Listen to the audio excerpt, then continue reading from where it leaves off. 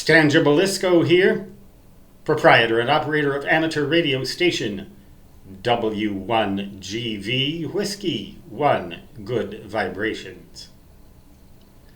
There's been a little bit of controversy lately that I wasn't aware of in ham radio involving the wildfires in California. Apparently, there are ham radio repeaters located on mountaintops, and the land is owned by the government, and the government of California has so far provided the land and the use of that land for free, and now they want to charge for it. There's something to do, something along those lines. And some ham radio operators have expressed outrage at this, others not so much. I'm having a little bit of trouble getting at the exact truth about this, just as the same I'm having a little bit of trouble getting at the exact truth about the changes to the terms of service in YouTube. A lot of confusion going on, it seems, in the world these days, more than usual, but ham radio and public service are inextricably intertwined. How do you like that for a phrase?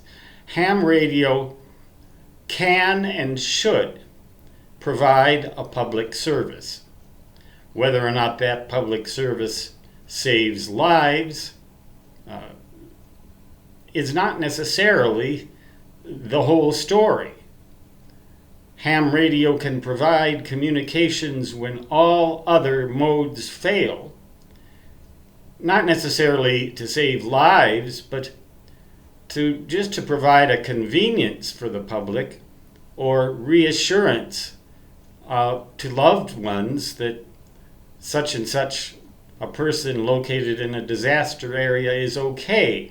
And just to give an example from my own life, on August 24th, 1992, at about 4 in the morning, I was in Homestead, Florida, which was directly struck by Hurricane Andrew, one of the most powerful hurricanes ever to be observed hitting land in the United States.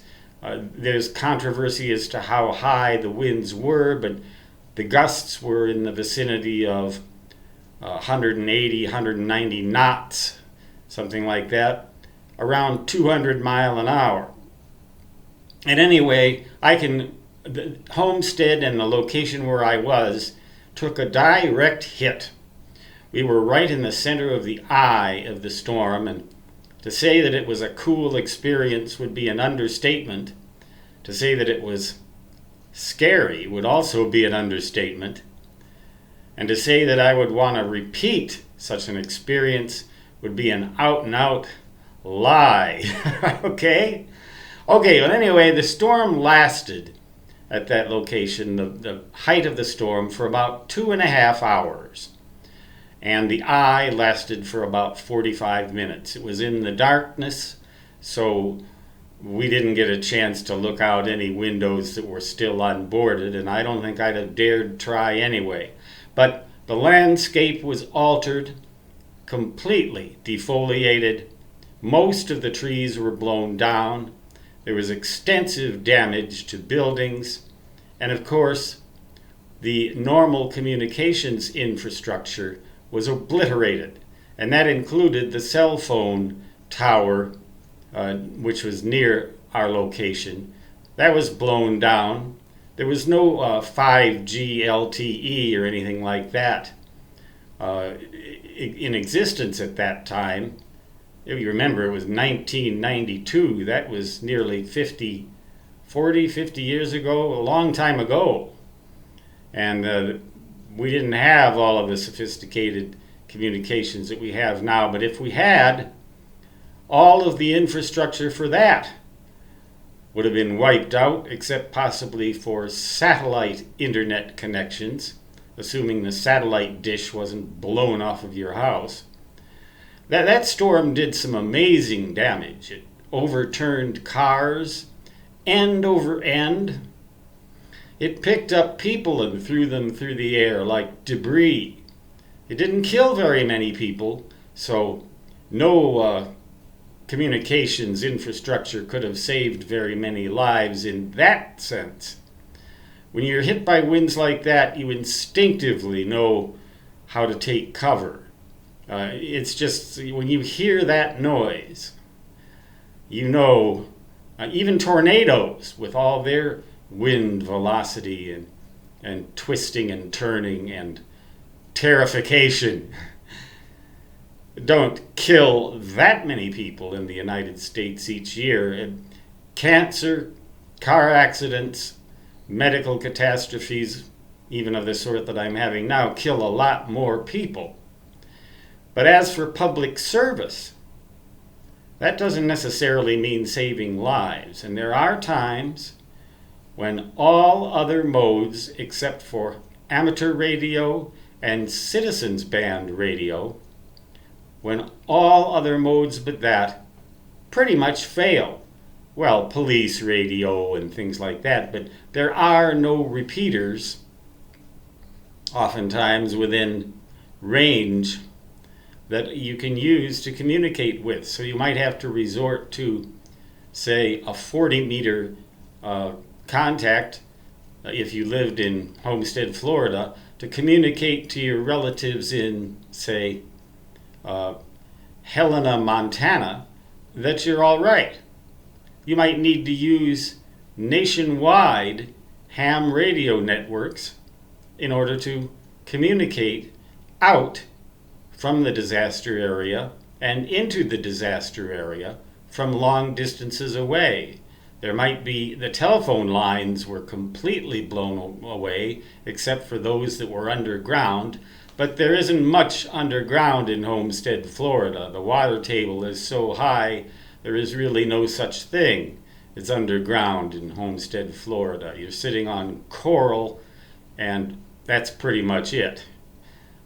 So what I'm trying to get at is that I'm not trying to bash California for doing ham radio operators wrong.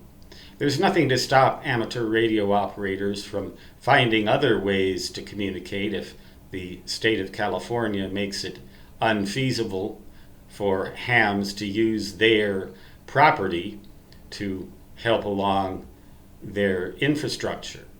Ham radio operators are a versatile lot, and there's no law, as far as I know, preventing ham radio operators in California from communicating out of the state. Hey, I'm all right, Mom, to their aging mother in New York City, or something like that. There's nothing to make that illegal. Ham radio in general is legal in California. It's just that, and it's not even illegal to use government property there. It's just going to become apparently very difficult. What am I trying to get at here? The bottom line. Ham radio and CB radio as well works when all else fails.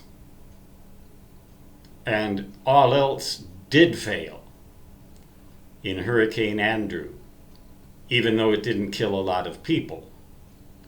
Ham radio enabled me to call in to Miami Beach specifically, from which I had evacuated to Homestead thinking it was going to hit Miami Beach. Ham radio enabled me to make a contact into Miami Beach and ascertain that everything was all right there and it was okay to go back after the storm was over. And the infrastructure there was still largely intact. So I went, even though it was kind of hard to find the way because all of the landmarks in the Homestead area were gone. Ham radio will never die as long as it remains useful as a public service. Doesn't necessarily have to save lives. Well, there may be some weird politicians who come along and try to destroy ham radio, but it's happened in the past, you know. They have tried. And wars during wartime, World War II specifically, ham radio operation was suspended, and the ham radio frequencies were used by the military to save lives. A lot more lives than hams could save.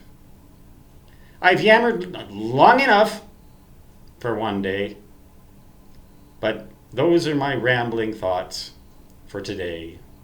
Stan Gibilisco, W1GV, saying 73 and so long, which, in my native fist, would translate normally, under normal circumstances, as da-da-da-da-da-da.